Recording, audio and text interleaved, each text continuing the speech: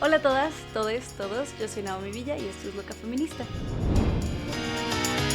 Antes que nada les platico que este podcast está en Spotify y está en YouTube por si quieren seguirme en cualquiera de los dos. También Loca Feminista tiene Instagram, que es donde me mandan todos sus comentarios y preguntas respecto al programa de la semana. Y además, Loca Feminista también tiene Twitter, que es donde comparto todas las noticias de lo que está sucediendo en el mundo actualmente respecto a feminismo, por si quieren seguirme ahí también. Loca Feminista en todos lados. Ahora sí, empecemos. Les platico un poco acerca del libro del segundo sexo de Simone de Beauvoir. En general, el libro está dividido en dos partes. Los mitos y los hechos, que es la parte 1, y la parte 2, que es la experiencia vivida. Todo lo que hemos visto hasta ahorita es de los mitos y los hechos. El capítulo pasado, en el que revisamos diferentes aspectos de nuestra opresión, como la biología, el psicoanálisis y el materialismo histórico, fue la primera parte de la sección de los hechos y los mitos. La segunda parte es historia, así se llama esa segunda parte. Y es donde Simone de Beauvoir va a investigar desde la prehistoria hasta su contemporaneidad, 1950, qué es lo que ha sucedido con las mujeres. La historia de las mujeres desde la prehistoria hasta la actualidad de Simone de Beauvoir. Yo decidí dividir la historia en dos partes, para que la podamos descifrar un poco mejor, para que sea mucho más digerible y que no sea tan larga. En este episodio, en el episodio de hoy, vamos a hablar desde la prehistoria hasta el Renacimiento italiano, si no me equivoco. Desde la prehistoria al Renacimiento les voy a platicar un poco de lo que nos cuenta Simone de Beauvoir. Primero está la introducción, que nosotros, como ya sabemos, yo les platiqué en el primer episodio, cuando dos categorías humanas, en este caso el hombre y la mujer, chocan, una quiere imponer su voluntad ante la otra. Si las dos quieren hacer lo mismo, se encuentran en una relación de reciprocidad y se entienden. Es lo normal, es lo que tiene que suceder. Pero si una tiene privilegio sobre la otra, se impone y además la oprime. Lo que quiere hacer de Beauvoir en toda esta parte de la historia es encontrar cuáles fueron los privilegios que lograron que el hombre se impusiera a la mujer.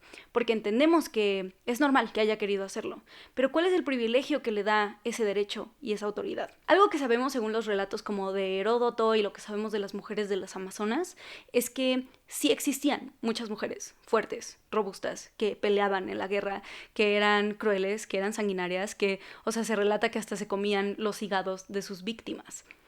Pero deja de ser común, o no es tan común, porque estamos subyugadas ante la servidumbre de la reproducción. Es así como le llama de Beauvoir. De hecho, se cuenta que las amazonas llegaban a mutilarse los senos, lo que nos da a entender que mínimo en este periodo de guerra no estaban interesadas en la maternidad. En lo absoluto. En las hordas primitivas o en las hordas nómadas, algo que hay que entender es que no era en lo absoluto importante tener hijos, heredar cosas, no era en lo absoluto importante la descendencia, porque en los nómadas escaseaba la comida. Como estaban moviéndose de un lugar a otro, como no tenían lugares de almacenamiento, toda la comida que conseguían, todos los animales que lograran matar, se tenían que comer en ese instante. La comida no sobraba, no se podía guardar y además era muy poca la que se conseguía, era muy escasa. Entonces, de hecho, se sabe que en los nómadas se hacían infanticidios porque no podían con tantos niños, no podían estar manteniendo niños ni tantas bocas que comer. Entonces, los niños que sí sobrevivían, los niños que no mataban, se morían a los pocos meses, a los pocos años, porque en primera no estaban las condiciones de higiene que necesitaban y después realmente a nadie le importaba cuidar de ellos. Entonces así se muestra que realmente la mujer que engendra no recibe ningún orgullo de hacerlo. De hecho, es más una carga y es inoportuno para la mujer. Algo muy interesante que notar aquí es que el hombre, estoy diciendo hombre, no humano, a diferencia de otros machos de las especies, él no alimenta como a la tribu a partir de su naturaleza. O sea, no es como una abeja que alimenta a las otras abejas a través de su naturaleza, sino que el hombre humano no solo pesca, no solo va y pesca, sino que se apodera del mar, cruza las fronteras de la naturaleza, la domina. Entonces, el hombre lo que está haciendo todo el tiempo es trascender la naturaleza, no solo quedarse en ella, sino trascenderla. Y es algo que no se le va a permitir a la mujer por la reproducción. Como se confina a la reproducción, se queda en este estado de naturaleza y los hombres siempre la están trascendiendo. Algo muy importante de esta parte en la que el hombre va y pesca y consigue comida es que hay un rasgo muy distintivo de ir a conseguir el alimento, y es que pone su vida en peligro. Este peligro es lo que le confiere su valor. El hombre siempre está poniendo en peligro su vida, siempre está dando su vida por algo mucho más grande. Y perderse de esta capacidad es una maldición que recae sobre la mujer por no poder ser parte de estas expediciones, por no poder ser parte de la trascendencia que logran los hombres a través de la conquista de la naturaleza y del mundo. Los hombres siempre están mostrando este avance, esta trascendencia, y la mujer es lo estático, la inmanencia, lo que se quedó en la naturaleza, y el hombre es lo que continuó. Después viene la parte en la que los humanos nos hicimos agricultores, que es una parte padre porque cuando éramos nómadas, los humanos solo pensábamos en el ahora, en el instante, en lo que estaba sucediendo. Pero cuando empieza la agricultura, es cuando los humanos realmente podemos ver hacia el pasado y hacia el futuro. Entendemos de nuestras acciones que hicimos antes y de cómo éstas afectan o influyen en el futuro. Y bajo esta lógica, los niños y las niñas adquieren mucho valor. Entonces tener hijos ya se vuelve una cualidad, ya se vuelve algo muy importante, porque cuando tienes tierras, quieres que cuando se mueran, esas tierras permanezcan y puedan seguir dando comida y fruto a tu tribu. Entonces necesitas que haya hijos que las cuiden, que haya una propagación de la especie. Entonces las mujeres adquieren un valor muy importante de ese lado. Y por el otro, cambia toda la concepción humana de la naturaleza. En ese momento los humanos entendemos la naturaleza como un ser femenino, porque se encuentran la relación directa, o más bien las semejanzas, entre la mujer y la naturaleza, entre la mujer y el campo, entre la mujer y la vaca y entre nosotros mismos. Entonces se encuentra una relación directa entre la mujer y la naturaleza. La mujer adquiere un carácter súper importante en estas sociedades. De hecho, hay veces que mandaban a las mujeres a dormir en el campo, donde estaban las cosechas, porque se creía que su fertilidad haría que las cosechas fueran mucho más fértiles. Algo muy interesante de esta época es que se ignoraba por completo la parte que tenía el hombre en la reproducción. La parte que tenía la mujer era muy obvia y pues era lógica, ¿no? O sea, le crece la panza y tiene un hijo y es lógico que se necesita una mujer para tener hijos. Pero no era tan lógico que se necesitara un hombre. Había muchos mitos que decían que la esencia, como de los niños y las niñas, bajaba por los árboles o a través de las rocas y entraba al vientre de la mujer y así se convertía en mamá. Es por eso que a la mujer no se le ve como un humano, sino que se le ve como un ente mágico que puede dar vida, un ente mágico que puede hacer que salgan las cosechas, porque de hecho ponen a la mujer en los campos para que ella se encargue completamente de las cosechas. Entonces, la mujer se ve como este ídolo, está a la par de la naturaleza mágica y mística que el hombre no entiende. Y de aquí vamos a dar un paso que cuesta trabajo, que es la edad de bronce, cuando los hombres encuentran la manera de dominar los metales con el fuego. Y este cambio es muy fuerte porque es el momento en el que las mujeres perdemos todo nuestro poder, entre comillas. Engels decía que es el momento en el que pasamos de un matriarcado a un patriarcado. Dice que es la gran derrota del sexo femenino. Pero de Beauvoir nos va a decir que ella está en desacuerdo, completamente. Que nosotras nunca tuvimos el poder, que nunca fue un matriarcado, en lo absoluto. Porque nunca nos vieron como iguales, porque nunca fuimos sus semejantes y nunca tuvimos poder sobre los hombres por ser semejantes, sino que ese poder que teníamos estaba basado en el miedo y en el no entender, en la ignorancia. Éramos un artefacto, éramos igual que la naturaleza mística y misteriosa, eso éramos, no éramos un igual. Hay una cita que dice que el hombre sigue siendo amo de la mujer, del mismo modo que es amo de la tierra fértil. La mujer está destinada a ser sometida, poseída y explotada, como lo es también la naturaleza que ella encarna. Y dice de Beauvoir que definitivamente nuestro poder estaba completamente destinado a perderse porque no estaba basado en nuestras cualidades, sino en el miedo que nos tenían los hombres a nosotros. Ya en la Edad de Bronce, cuando el hombre logra conquistar los metales, ya se reconoce a sí mismo como una fuerza creadora. Ya se reconoce él como capaz de crear y modificar el mundo a su alrededor. La semilla puede o no germinar, pero el metal siempre se va a modificar y moldear de la misma manera bajo el fuego. Entonces es en este momento cuando el hombre reafirma su posición en el mundo, se llama a sí mismo creador, y estoy diciendo hombre, no humano, el hombre masculino se reafirma a sí mismo como el creador. Y es en este momento cuando despoja a la mujer de todo lo que tenía. O sea, ella ya no le sirve para nada, él es el creador. En este momento el hombre masculino encuentra su relación con la tierra, con la naturaleza, y él decide que él puede ser su creador y modificador. Despoja a la mujer de esta idea de que ella tenía una relación con la naturaleza y ahora él es el dueño. Él es el dueño de las tierras, descubre cómo ser el agricultor y decide que los hijos sean suyos. Ahora, cuando el hombre se proclama creador y dueño de la tierra, es dueño de los hijos y dueño de la esposa. Tan pronto como el patriarcado toma poder, a la mujer se le despoja de todo lo que ella tenía, de toda la propiedad que podía tener, de todo el poder que podía tener, se le quitan todos los derechos, entre comillas, que pudiera tener, y de hecho en Grecia la situación de la mujer va a ser muy trágica. A ella se le reconoce como esposa, nada más, su cualidad de mujer está dada por ser esposa y madre. Existen las tutorías, que significa que tiene un tutor, un guardián, que sería su padre, y si no pasa a su esposo, y si no sería su hermano. No tiene ningún poder, ninguna capacidad de entrar en la vida pública, no tiene manera de estar en consejos públicos, no tiene manera de tener trabajos públicos, está resignada a la vida privada y no puede tener ningún tipo de labor. En cambio, el destino de la mujer romana es muy diferente. Ella se sentaba en el atrio, que era el centro de la casa. Ella vigilaba el trabajo de los esclavos. Ella educaba completamente a sus hijos. Si ellos crecían, todavía podía tomar participación en sus vidas. Tenía las mismas preocupaciones que el esposo respecto a la casa y además compartían los mismos bienes. A lo largo de la situación política de Roma, la mujer va obteniendo más y más libertades. La tutela desaparece, o sea, ella es completamente libre.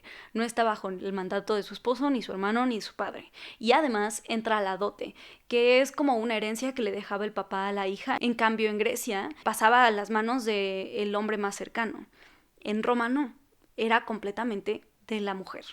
Entonces, si se casaba, la compartía con su esposo, pero en cualquier momento se podía divorciar y se le regresaba a ella, no era del esposo. Entonces, de hecho, de Beauvoir dice que cuando se casaban, los hombres romanos perdían su libertad por la dote, por esa herencia. Después, bajo Marco Aurelio, en 178, la mujer ya obtiene por herederos a sus hijos. Además, la madre aparece igual que el padre, tiene la misma posición y la hija ya puede ser heredera, es idéntica a sus hermanos. Ya en este momento, la libertad que tenían y el poder que tenían las mujeres empieza a ser preocupante y se empiezan a crear diferentes leyes para quitarles este poder. La primera creo que se llama Ley Opia, que es para quitarle todos los vicios, entre comillas, que tenía la mujer.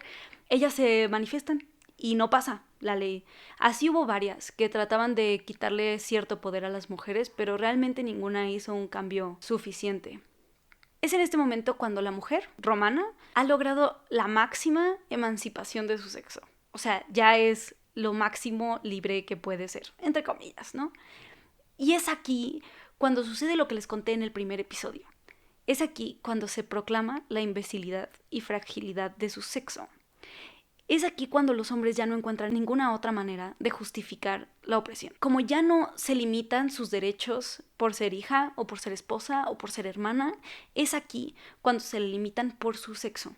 Y me gusta mucho esta frase que dice de Beauvoir, que dice que la romana, la mujer romana de la decadencia, o sea, esta ya última parte, es un tipo de falsa emancipada, que en un mundo en donde los únicos dueños son los hombres, no posee más que una libertad vacía. Es una falacia de libertad en el que no hay ley que se lo prohíba, pero tampoco puede salir de su opresión. Y después llega el cristianismo. Pues como bien sabemos, el cristianismo no le ha hecho ningún favor al feminismo.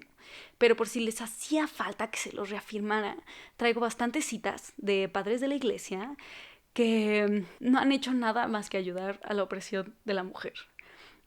Tengo una que es de San Pablo. San Pablo, el gran señor, que afirma la teoría judía, o sea, el gran señor, dice: el varón no es de la mujer, sino la mujer del varón. El varón no fue creado a causa de la mujer, sino la mujer a causa de él. Y así como la iglesia está sometida a Cristo, así sea sumisa en todas las cosas la mujer al marido. Tenemos que entender que en una religión donde la carne es maldita, en esta situación, la mujer aparece como la más terrible tentación del demonio. O sea, somos lo peor que ha existido bajo el cristianismo. De hecho, esta frase también, no manches. Tertuliano dice: mujer, eres la puerta del diablo. Por tu culpa ha debido morir el Hijo de Dios. Deberías ir siempre vestida de luto y harapos. Ya saben, amigas, búsquense sus harapos. Y Juan Crisóstomo también dice: entre todas las bestias salvajes no hay ninguna más dañina que la mujer. Otra cosa que nos afectó bastante a las mujeres en esta situación fue cuando se impuso el celibato a los sacerdotes. Cuando los sacerdotes deciden que no van a acercarse a ninguna mujer por el resto de sus vidas, eso solo subraya más el carácter peligroso y tentador que tenemos las mujeres. Entonces también nos hizo mucho daño en su momento. Y también el gran señor Santo Tomás, que declara que la mujer es un ser ocasional e incompleto, como un hombre frustrado. El hombre es la cabeza de la mujer, del mismo modo que Cristo es la cabeza del hombre. Es una constante que la mujer está destinada a vivir bajo el dominio del hombre y no tiene ninguna autoridad por sí misma. Muchas gracias, Santo Tomás. Fuck you. Después viene el feudalismo, que en el feudalismo el destino de la mujer varía mucho, pero en esencia la mujer no podía tener feudos porque no era militar. Se decía que necesitabas ser militar para poder defender tu tierra y la mujer no podía hacerlo. Después de varios años, cuando las tierras o los feudos se empiezan a heredar, la mujer empieza a adquirir estos feudos, pero aún así se le considera incapaz de cuidarlos por no tener este carácter militar. Así que necesita casarse. Muy problemático este asunto porque la mujer se vuelve un objeto. La mujer se vuelve algo equivalente a un castillo y una tierra. Entonces, de verdad, desde que tenían 12 años, los papás las regalaban a los caballeros. Y los caballeros se disputaban por niñas de 12 años solo para conseguir estas tierras, estos castillos. De hecho, con los cantares de gesta, sabemos que los hombres abofeteaban, maltrataban y arrastraban de los cabellos a estas mujeres que se les habían, entre comillas, regalado. Había una frase que decía que el marido debe castigar razonablemente a su esposa. Horrible. Pero después llegamos al Renacimiento italiano. Ahora sí se viene lo bueno. Porque en el Renacimiento italiano sale este personaje muy interesante de la mujer, que es la cortesana. La cortesana es la prostituta y se refiere a la prostituta de clase alta, que por los círculos en los que estaba y por los lugares a los que iba era muy culta. Sabía mucho de literatura, sabía mucho de filosofía, sabía mucho de las artes porque estaba rodeada de eso. Los hombres con los que se relacionaba se juntaban en lugares donde hablaban de estos temas y ella se instruyó en ellos, pero además se hizo independiente económicamente. Era libre, a diferencia de todas las mujeres de su época. De hecho, de Beauvoir dice esta frase que me gusta mucho, que es: al explotar su feminidad, la cortesana la supera. Al vivir entre hombres, adquiere ciertas de sus cualidades. La independencia de sus costumbres la lleva a la independencia de su espíritu. O sea, wow. Después viene el siglo XVII. En este momento ya no son solo las cortesanas, sino las mujeres nobles tienen todo el dominio intelectual. Tienen demasiado tiempo libre, no se les deja nada, no se les da ninguna responsabilidad. Y las mujeres de élite tenían todo el tiempo del mundo para leer e instruirse en la filosofía y en la literatura y en toda la cultura. Estas mujeres son las impulsoras de la cultura. A los escritores les encantaban estas mujeres cultas porque les escribían. Y les encantaba poder escribir para estas aficionadas de la lectura porque de verdad que sabían mucho de literatura, de arte, mucho de filosofía y hasta de ciencias. Estaban instruidas en todo. Y eso que la educación femenina no estaba institucionalizada. Era solo porque tenían mucho tiempo para leer y estaban en todos lados, iban a todas las reuniones y escuchaban todo lo que la gente decía y de esa manera aprendían. Es en este momento donde Montesquieu dice que en Francia todo lo que se hace por mujeres. Dice que son como el nuevo Estado dentro del Estado. Y de hecho en este momento las mujeres nobles que tenían el poder hacen un movimiento a favor de su sexo. Y después viene este señor, este gran señor, el Cornelius Agripa, que escribe el texto llamado Declamación de la nobleza y excelencia del sexo femenino. Y en este texto él se dedica a hablar sobre la superioridad femenina. Muy interesante, el gran señor Agripa ayudó un buen. Tiene esta cita que dice: obrando contra todo derecho y violando impunemente la igualdad natural, la tiranía del hombre ha privado a la mujer de la libertad que recibe al nacer, lo cual no hizo por orden de Dios ni por necesidad o por razón, sino por la fuerza de la costumbre, por el trabajo y principalmente por la violencia y la opresión. Es una frase muy importante. Quita esta idea de que nosotras somos inferiores, pone al hombre como responsable de nuestra inferioridad y además dice que lo hace no por naturaleza ni por Dios, sino porque le ha convenido. Después llega este gran otro señor. Basándose en Agripa, llega Paulin de la Barre o Paulin de la Barre, que hace todo un texto también súper interesante a favor del sexo femenino, en el que habla de cómo, de igual manera, los hombres han favorecido a su sexo porque les convenía. no por naturaleza. Tiene esta cita en la que dice que las mujeres aceptamos esta costumbre porque tenemos una dependencia a los hombres, pero que jamás hemos tenido una oportunidad de que el mundo sea nuestro o de que hagamos las cosas a nuestra manera. Y por esto no nos pueden juzgar por lo que hemos hecho. Va a demostrar que no se puede juzgar a las mujeres por su pasado, porque no hemos tenido oportunidad de construirlo y yo creo que todavía no la tenemos. Después, otra vez, ya saben, la guerra. Rousseau dice que toda la educación de la mujer tiene que ser relativa a la del hombre, que la mujer está hecha para el hombre y para soportar sus injusticias. Pero bueno, definitivamente, aunque hubiera oposición, es este momento en el que el ideal individualista de la sociedad ayuda muchísimo a la mujer, y es cuando los hombres filósofos se ponen del lado de ella y entienden su igualdad. Por último, de Beauvoir va a cerrar este capítulo con una frase de Condorcet, que también es un filósofo que habla acerca de las mujeres y su relación con la política. Él dice que se cree que las mujeres no tienen un sentimiento adecuado de justicia, que son incapaces de entender la justicia, porque se guían mucho más por sus sentimientos que por la razón. Pero dice que los causantes de esta diferencia son la educación que hemos recibido y la sociedad, no la naturaleza. Cuanto más esclavizadas han sido las mujeres por las leyes, más peligroso ha sido su imperio. Ese imperio disminuiría si las mujeres tuvieran menos interés en conservarlo, si dejase de ser para ellas el único medio de defenderse y escapar de la opresión. Ahí se los dejo. Entonces, por último, quiero mencionar que sí, el feminismo avanzó muchísimo por el apoyo de los hombres filósofos. Pero esto no significa que ellos lo hayan creado. He visto en muchos como foros y en Facebook que hay hombres diciendo que realmente el feminismo fue creado por un hombre, completamente falso. Ya hemos visto, como se los mencioné, que hubo varias agrupaciones de mujeres que se juntaban y luchaban por lo que querían y que las mujeres escribían al respecto.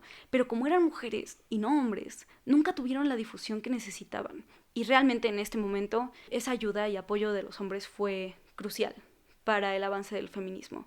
De verdad que Polán de la Barre y Agripa ayudaron muchísimo, porque la gente sí escuchaba a los hombres, porque si un filósofo hombre estaba diciendo que las mujeres necesitaban y merecían derechos, la gente o los hombres le iban a hacer caso. Pero yo creo que actualmente no debería de ser así. Actualmente no necesitamos que los hombres sean un altavoz para nuestras voces, sino que necesitamos luchar porque nuestras voces sean igual de importantes. Entonces, eso es todo.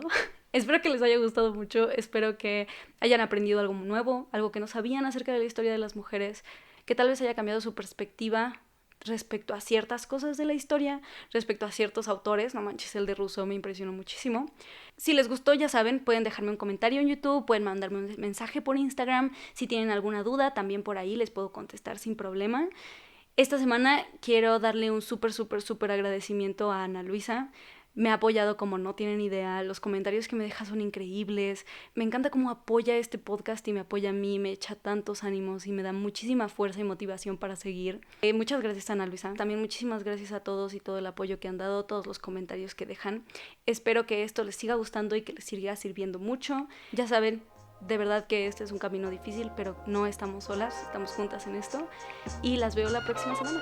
Muchas gracias.